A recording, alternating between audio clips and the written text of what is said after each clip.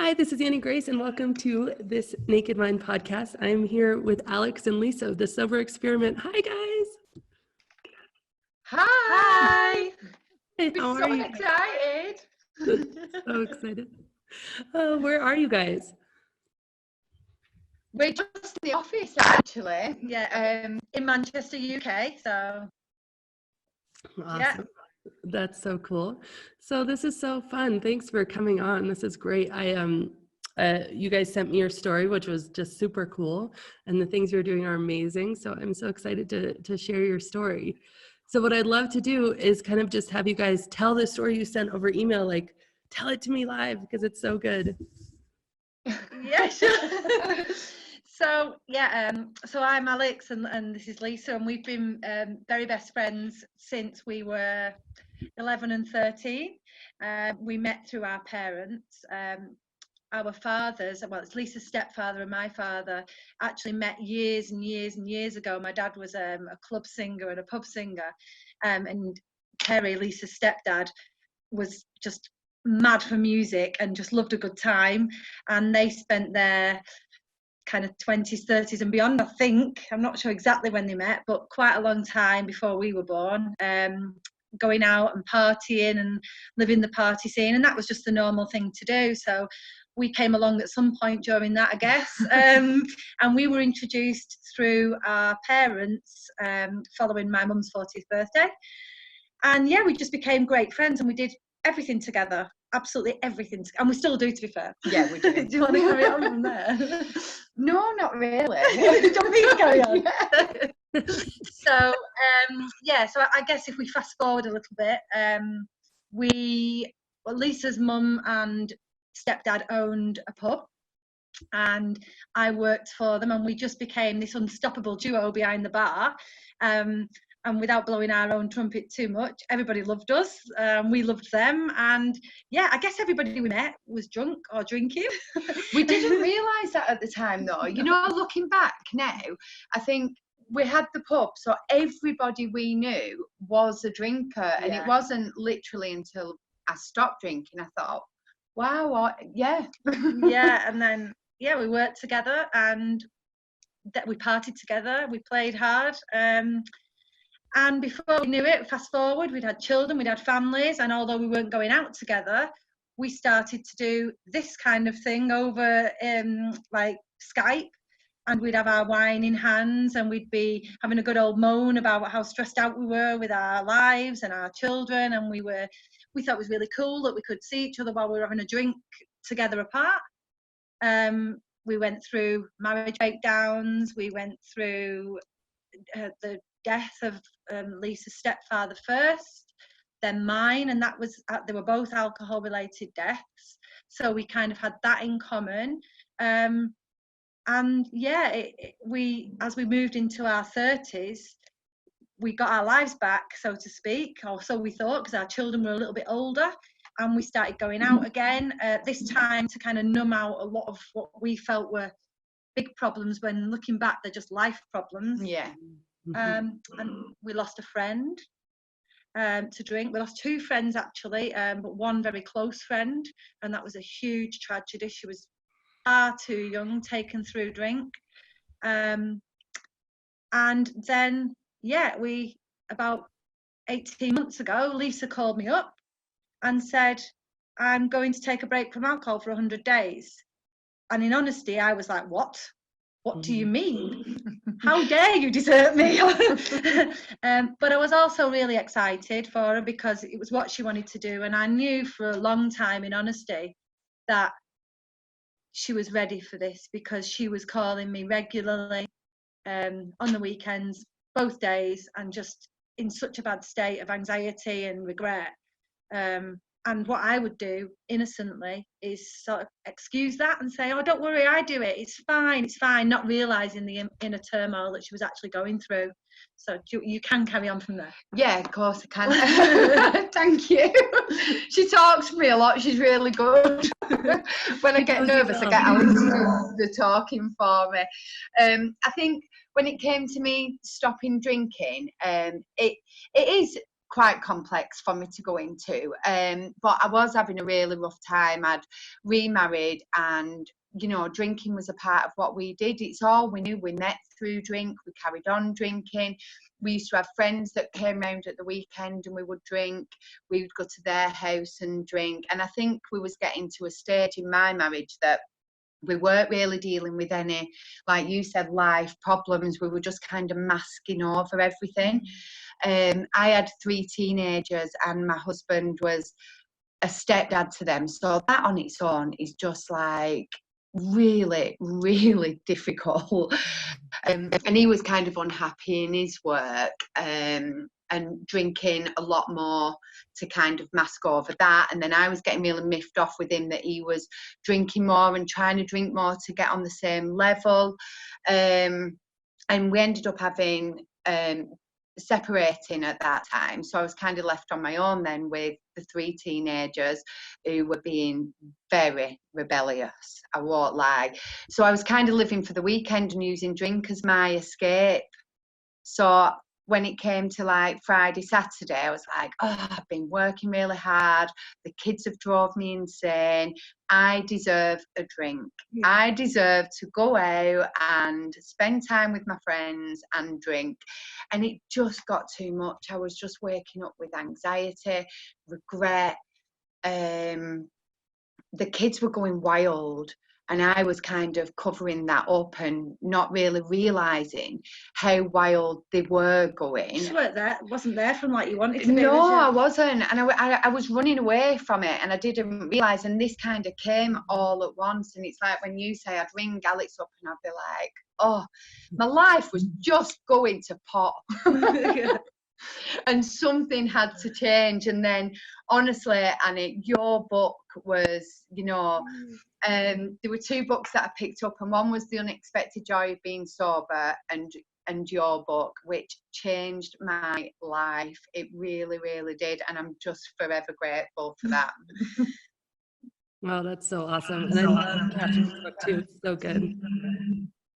Yeah. Oh, yeah. I think what happened after that really kind of tells its own story, because Lisa became sober and we were still really good friends. So like I had my birthday and Lisa came, I was drinking, she wasn't, and it just really kind of set in that, hang on a minute, she's having a really good time without the drink here, so why am I doing it? And as I said in my story, I then had a miscarriage and I started to use drink to kind of anesthetize that. Lisa all the while is still sober, and she's coming over to me and saying, come on, I know you're going to stop, I know you're going to stop.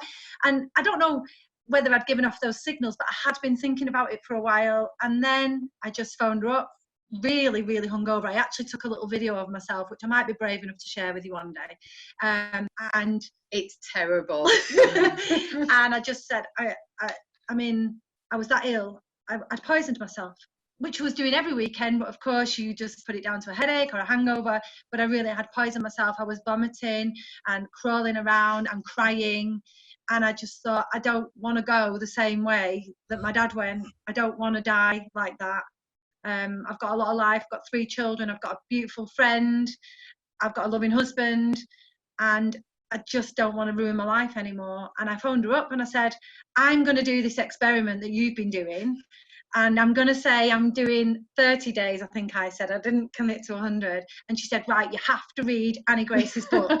And I already had it on audio because I'd kind of dabbled with stopping, but I'd only ever kind of pretended I was going to listen to it. And then I put it on in the car going to work. And I phoned her up and I went, oh my God, she's just saying this. And she's like, I know. And we just got so excited. And yeah, that was it. We did it. Awesome. That's amazing. I love, like, what a cool sort of journey through your whole entire lives together.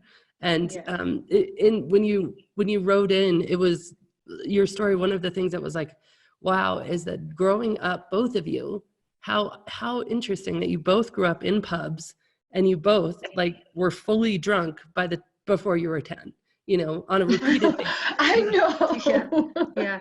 Yeah. And they were accidentally drunk. But yeah, nonetheless, it happened because it was just so normal that alcohol was there. So I guess, you know, even when I was drinking and when Lisa was drinking, you're more cautious around your children than maybe our parents were, because they didn't know any different. It wasn't bad parenting, it was just the way it was. Yeah, it was just normal. And not to mention it was their livelihood, right? Which, of course, kids are interested in their parents' livelihoods because it's where they focus all their attention. And, you know, it just makes so much sense. So, that's... And I guess we'd see them as well, like looking on the outside in, it was as if when they had this magic liquid, all of a sudden the fun happened. So we wanted to try it, and we encouraged each other massively. Even early on, I remember we thought we were great, didn't we? Oh yeah. We did. Yeah. And so were you in the same town for most of your childhood? And then yes, kind of moved away. And then I also found that really interesting because I remember doing that one time with my aunt. She was in another state and we're like, okay, well, let's have margaritas. So we just got on a video call and we had margaritas, and I was like, well, this is great. Like, this is super fun, right? And it was like so interesting because it was like this perfect, it's not drinking alone, but it was really interesting. I think looking back, that's really why we did it. So it didn't feel like we was drinking alone. We could use each other as an excuse. And it wasn't just then. We used each other as excuses a lot. Yeah, we did. Throughout our lives, you know, we really did. And we kind of encouraged each other. But also, like you said before, we'd excuse each other. You know, I'd ring Alex and be like, you're not going to believe what I've done. And she's like, oh, don't worry about it. I do that all the time, and vice versa. So, yeah. But yeah, we grew up together. We even moved to Cyprus, didn't we? Oh, like, yeah. not together. Alex went first and then I followed. So, and even in Cyprus, I remember we went out for coffee once and came home at like 4 a.m. Yeah. And it's been a recurring theme that, you know, we've both remarried since. Thankfully, we're both happily remarried. But even going back, you know, it's over 10 years, we were just self-destructive even then, because we'd go out and we weren't reliable. We were reliable for each other, but we wouldn't stick to anything we said to anybody. So, like, you know, I'll be home later and I'll be home by 10. It just never happened. And even with our husbands that we are happily married with, thankfully they've forgiven us, because we used to stand them up a lot, didn't we? Yeah We did. We were unreliable and we weren't very present for our children, for our husbands. And I guess really we thought we were present for each other, but what we were doing is just excusing each other's behaviour and perpetuating it, really. You know, growing up in a bubble as well, you hear, and I don't know whether this happens over there, but over in England, you get a lot of people coming into the pub, and men in particular, they'll say to the wives, I'm just popping out for an hour. Mm-hmm. Now, everybody knows over here that hour is not an hour.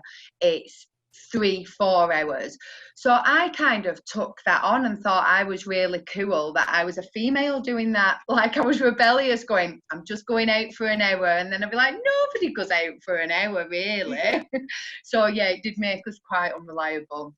It's interesting because I feel like that's a very sort of theme that I've been noticing, not only with my own drinking, but also with like the thousands of stories that I've now been told, is like there is some almost feminist like quality to it. Like, okay, well, men have been doing this forever, so yeah, like, why can't we? Like, we're gonna up our drinking, because like, why leave all the fun to them, right? And I find that really interesting. And then I stumbled upon a piece of research a few years ago where it was actually it was like a coalition of alcohol advertising agencies, right? And they were sharing data with each other and whatnot. And they'd actually identified women as an underserved market. So saying, like, per capita, women are not buying as much booze as men, so let's focus and target our marketing towards women. And then you saw the emergence of all sorts of I mean, Truly is a really good example. It's like seltzer water, but with booze, or, you know, the wines that are like Mommy's Time Out, or cupcake wine, or, you know, all of these very targeted at women brands of alcohol. And so it's kind of like the convergence of those two things. And then we've seen a huge skyrocket in women in drinking. And it's kind of like it's all fed on each other. But it is such an interesting thing because we think we're like claiming our kind of independence, and rightly so. But then come to find out, oh wait, we're just following in the same trap that they've been stuck in, right? Yeah, and I think that, I don't know, again, whether this is a US thing or just a UK thing, but there was a big thing in the late 90s and early millennium. There was the ladette culture. I don't know if you've heard of the ladette culture. I know what it is because I lived in the UK for a bit, but yeah, if you can explain, that would be great. Well, you know, basically we would keep up with the lads, and if a lad can down a pint in one, a girl can down a pint in one, or two, or three. And if a lad can do a shot, a girl can do 2 shots. And we would quite literally become one of the lads. We'd play darts, we'd play pool, we would celebrate drinking them under the table. And you know, we got loud, we got vulgar, we would dance on bars, we would, you know, we'd be boys in girls' clothing. So you still had the kind of femininity behind it. You'd like to wear a dress and heels and do your makeup, but you would be bolshy and brassy and a boy. And the more boyish you could be and the more alcohol you could down, the more credibility you got. And I think we were probably right up there with the best of the ladettes. It's making me cringe. And it is, you know, it's almost like you knew what you were doing was damaging, you knew what you were doing was wrong, but you were proud of it. And now, like Lisa says, yeah, we might be kind of almost sounding like we're glorifying it, and we're very conscious of that because we did think we were having a good time, and because we've done both things together, we don't hide the fact that we were like that. Are we ashamed of it? Yeah, 100%. It was a time in our lives, and we celebrated it for all the wrong reasons. Yeah, and I remember that with me in like just the corporate culture. So it was a little bit different, but it was very much like, okay, well, I'm one of the only women that was at my level, and it was mostly men. And so I almost had this like chip on my shoulder to prove. And I remember, I literally remember, and this was in the UK actually, we were all over for some meetings because the company I worked for was headquartered in London. And I remember everybody waking up in the morning. We had to be to the office by 8 a.m. And we literally stayed out because it's funny in the UK, the pubs close around 11, but if you're in a hotel, the hotel bar does not close. I don't think. No, I don't think they close all night. And so we'd finally gone to our rooms at 4 a.m. And then we were up maybe 2.5 hours later. And I remember everybody like slogging, all these men like slogging through. And I'm like, come on guys, what's wrong with you? Like, and it was this definite source of like, okay, well, if I can't do, like, I'm going to just have to be proud of it, because how else am I going to, you know, make sense of this? Because yeah, there is some part of you that's like, doesn't feel quite right. But yeah, I can really relate to that. Yeah. So tell me more about, I'd love to hear more about like after, specifically like Lisa, from your perspective, when you quit and like went to Alex's birthday party, and how was that for you? You know what, we was talking about this the other day, because I know some people find stopping drinking quite difficult and going to things like birthday parties. And I've got to be honest, I loved it. And I don't know whether it's because I read books so soon that my mindset completely shifted, and I just really focused on all the positives, all the benefits. I was just loving it. I was on my pink fluffy cloud like every single minute of every day. I couldn't believe how much I was getting from being sober. So like going to Alex's birthday party I just really enjoyed it. I sat there, I had a non-alcoholic beer, and you know what, because of our distance, like what are we, 40 miles? Yeah, about 40 miles apart. When I was drinking, I'd probably might not have made it to Alex's birthday, because it would have been a pain to either try and get home, or I'd have been out the night before. So it was really nice that I could go. I drove there. I went and bought a present and a card and really thought about it. Whereas I wouldn't have done that before. It would have been a last minute thing like, oh my God, we're going together, it's a birthday, and I'd have made a big drama about it. So it was just so lovely to be able to spend time thinking about everything and enjoying the time with you. And then when everybody did start to get a little bit drunk and glazy eyed, it was really nice to go, right, I'm going to go now. Yeah, which is exactly what she did. And then kind of pop in my car and off I went home. And I remember driving home thinking, I'd have never done that before. So I felt really, really proud of myself that I'd done it. And people were asking me questions, wasn't they? They were quite inquisitive. Yeah. But I think that's a natural thing as well. When you are drinking and somebody says that they've stopped, I was always like, oh, wow. How do you live your life without alcohol? It really intrigued me. So I love answering questions about it. I love talking about it.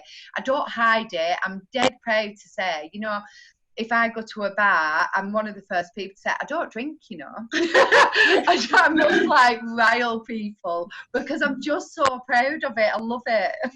Oh, that's amazing. And I think it's so true. I actually was asked a question yesterday. So I get readers' questions, and I go live on Facebook and answer the questions.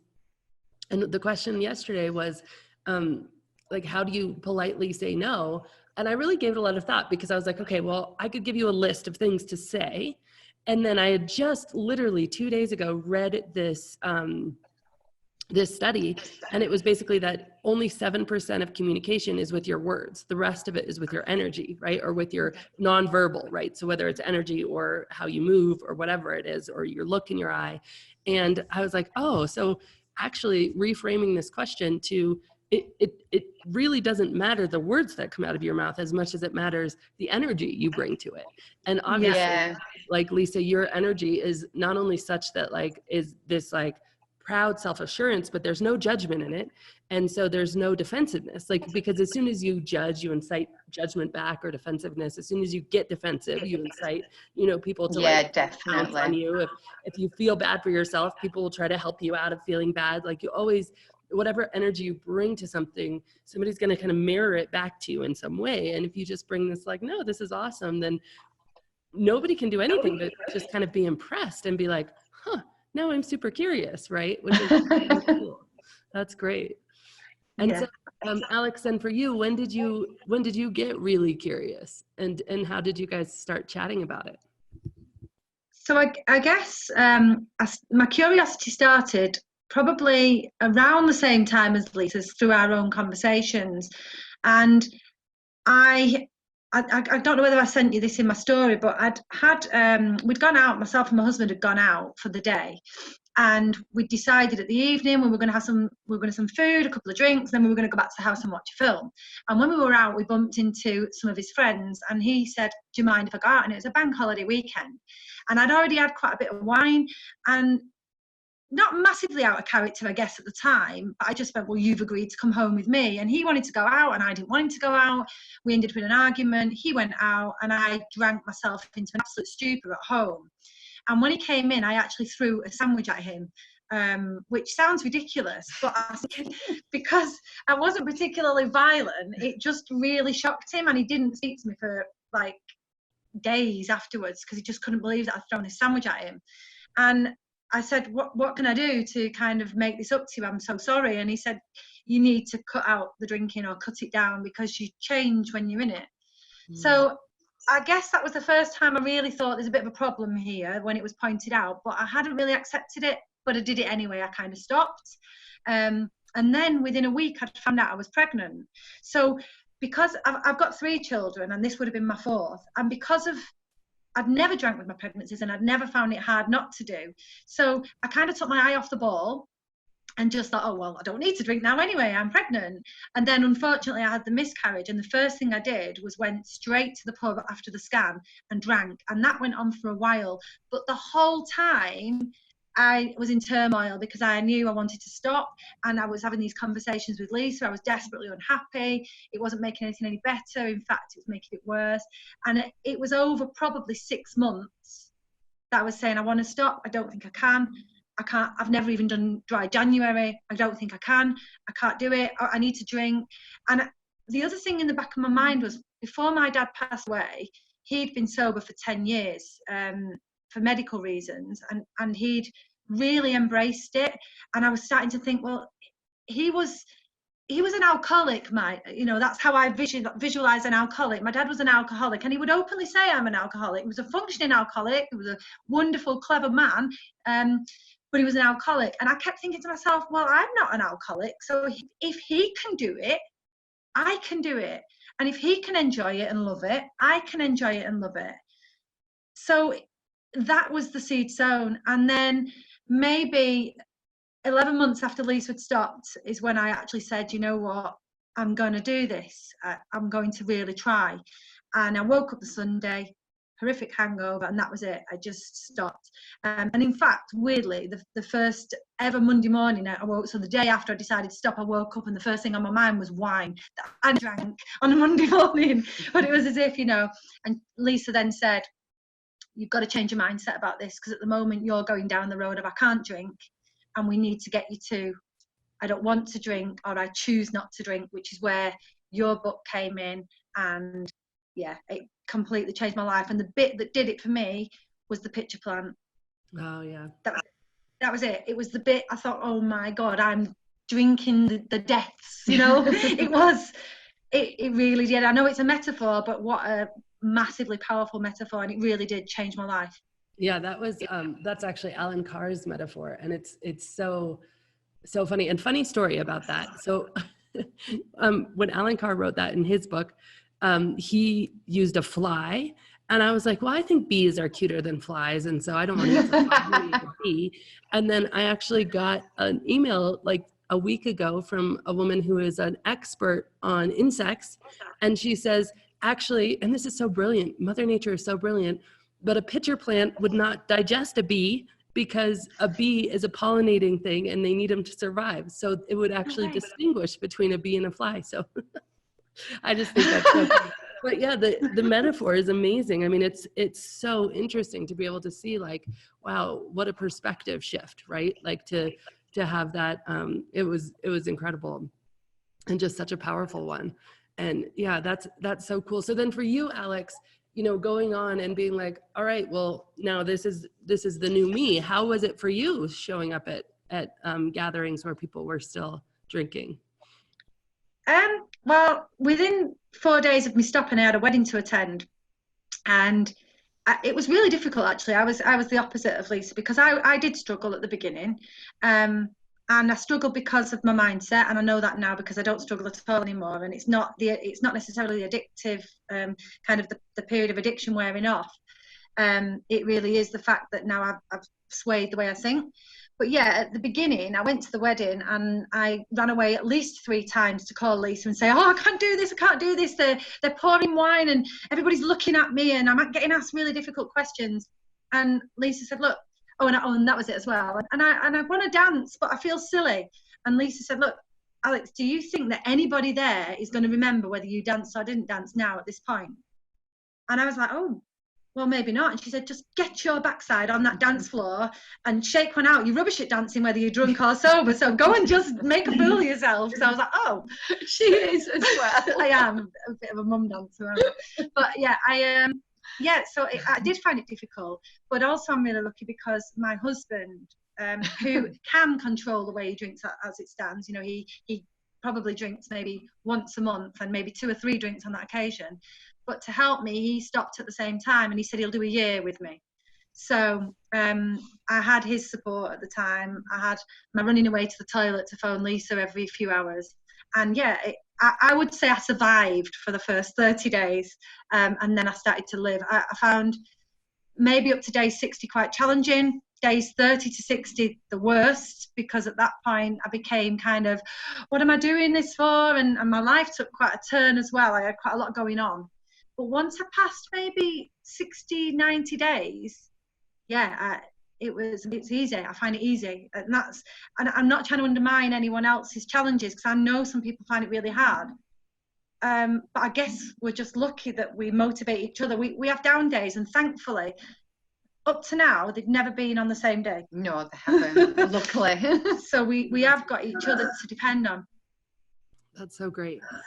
So great. Yeah, I think that the mindset shift is so key. And I feel like it can really, people do it two ways, right? And one is they stop and they feel the discomfort of it, and then they go through the mindset shift. Or one is they go through the mindset shift while they're still drinking, which is what I did.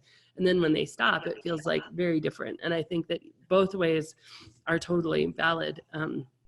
But that's really interesting. So, and now you guys have kind of gone on to do some really cool stuff. So why don't you tell me about that, where things are going these days? We're really excited about this, aren't we? Because it started really small and it's kind of snowballed into a million different things. Yeah. So do you want to go first with? Well, okay. So the first thing we did was we put together a little Facebook page, and it was just a little Facebook page where it was just us sharing our thoughts and ideas. And then we started to realize that we were generating quite a bit of interest. So we opened up a Facebook group, which we still have. It's quite small, support group. And yeah, it's just all sorts of sober curious, sober people, even people who are still drinking in there, chatting all things sober. And we pop in there and do lives, and we try to help people who've got questions. And that became quite successful, didn't it? Yeah. And then we decided we'd try to put together, we did some coaching qualifications, diploma in coaching, and we got accredited. And we put together just a small, we weren't going to go big with the coaching. This was just to make sure that we were giving the right advice and we were able to use the right models. And we put together kind of a 30-day email package with a workbook and a few videos. And we've just launched that. And they're just like 2 to 3 minute videos. You can do the next. The bit we're most excited about. Oh, thanks. These 2 bits that we're most excited about. The other one is the workplace presentations. So I love talking about being sober, and there's so many things that I wish I'd have known beforehand, because I do believe that we are fooled into drinking a lot of the time. So we kind of wanted to talk to other people and let them know that they're being fooled too, really, the nicest possible way. So what we do is we go into workplaces and we do a short presentation, kind of interactive. It's fun, you know, we get to talk about what people have been up to when they have been drunk, and then we put a bit of a spin on it, don't we? And just to get them really, really thinking about their own drinking, the effects that it's having on them, on work, on the people around them, and we encourage them to do a 30-day challenge all together as a workforce, which is just fantastic, isn't it? Because they all can do it together, they can all support each other, and that's going really, really well. Yeah, and it's got all that well-being and kind of mental health side to it as well. So the employers are saving money, a lot of money. A lot of money. It's like £7,000 for every 10 employees. £7,000 is what the UK economy kind of spends on hangover days, so in a year. Wow. So for every 10 employees they're saving £7,000 a year. And the idea is that, as you know, you take 30 days off, and that has a lasting effect for 6 months to a year. So that's one side of it, with the mental health, the well-being. And the other side is the team ethos bit, because they're all doing it together. Yeah.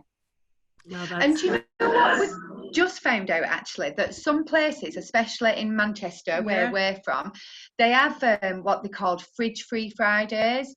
So a lot of companies fill the fridges up in the offices with beer, wine, spirits, and they can just go and help themselves to these drinks on a Friday. We was like, what?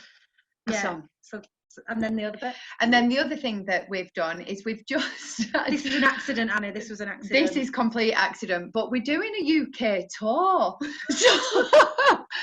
So what we're doing is we're going around with got our first one booked in London, haven't we, in Notting Hill. So we will be doing mocktail making, a panel. We've got a few special guests coming to that as well, and just a meet-up really for sober curious, just so they can ask us questions, have a chat, all have some great food and make some mocktails. Yeah, that's where we're at. And we've got our podcast that we've launched as well. Oh yeah. So I forgot about that one. We've been busy. We've been very busy. Oh, that's so amazing. That's so great. I love the workplace presentations. I have, so the alcohol experiment, I just have this idea to do in like workplaces and also like universities, so that, incoming classes get together and go through that sort of thing. So it's just awesome. That's so exciting. That's super cool, you guys. Well, congratulations. So where can people find you if they want to find you? We've forgotten. No, we haven't. So they can go on our website, which is www.soberexperiment.co.uk, or they can search us on Instagram, Facebook, YouTube, iTunes, all under Sober Experiment. Brilliant. And we just want to say as well, it's really important that you know this, that the vast majority of what we're doing is thanks to your influence. So we're really grateful. Oh, it's so beautiful to see it like taking off, and just, that's just amazing. I love it so much. So let me ask you the question that I always ask at the end of the podcast. And of course you'll both have to answer this, but that's really, if you were going to go back and talk to yourself, so go back and, talk to maybe Alex, who had that hangover, or talk to Lisa, who is just feeling like her teenagers were getting the best of everything and things were going crazy, and tell them about what life is like now, what would you say? I would say that life has its ups and downs, no matter what. And you're going to have ups and downs. You're going to have sad days. You're going to have happy days. When you drink alcohol, every day pretty much feels level. And yeah, you might have extreme sadness now without it, but you also have extreme joy. So go for it. That's what I would say. That's awesome. I think I'd just tell myself that I could do it, that I was strong enough to do it, because honestly, it was a really, really difficult time. And I think I really did need the me now to say, you know what, Lisa, you can do this. You don't need a drink to do it. You are pretty amazing on your own. Oh, I can corroborate that. She is pretty amazing. Oh, that's so beautiful.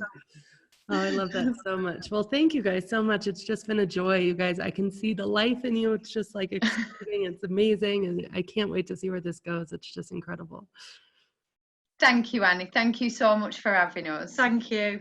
Yeah, it's been wonderful. All right. Have a great day. Bye, guys. Thank you, Andrew. See you later. Bye-bye.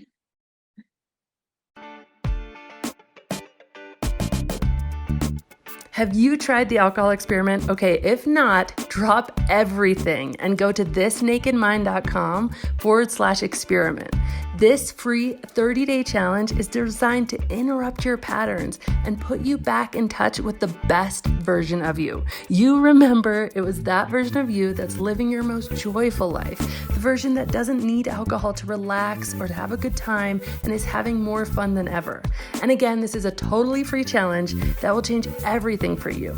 So learn more and join me 100% free at thisnakedmind.com/experiment. And as always, rate, review, and subscribe to this podcast, as it truly helps the message reach somebody who might need to hear it today.